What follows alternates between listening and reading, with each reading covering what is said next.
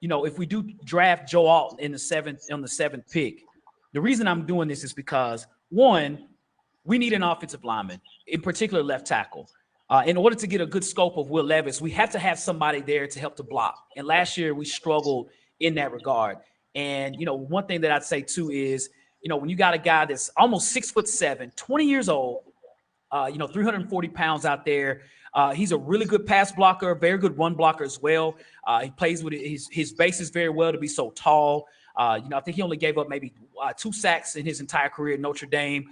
This guy is a mainstay. You don't pass up on left tackles, man, when you're drafting this high. There's only a few picks that you should pick: offensive tackle, quarterback, and maybe a corner and a defensive end. And you're in that position to do that. You pick the best offensive tackle that's available, given that we've had our struggles on the offensive line.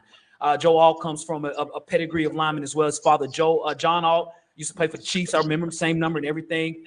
This guy's ready.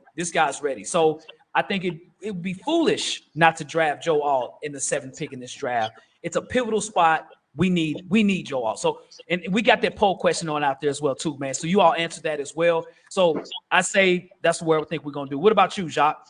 Why Joe Alt?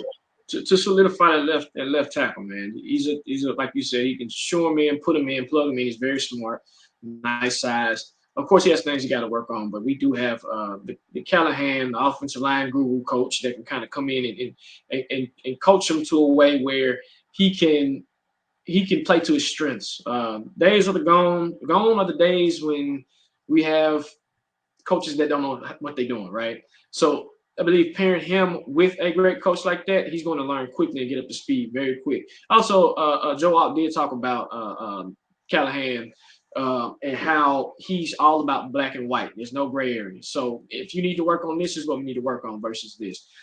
So shout out to Callahan on that.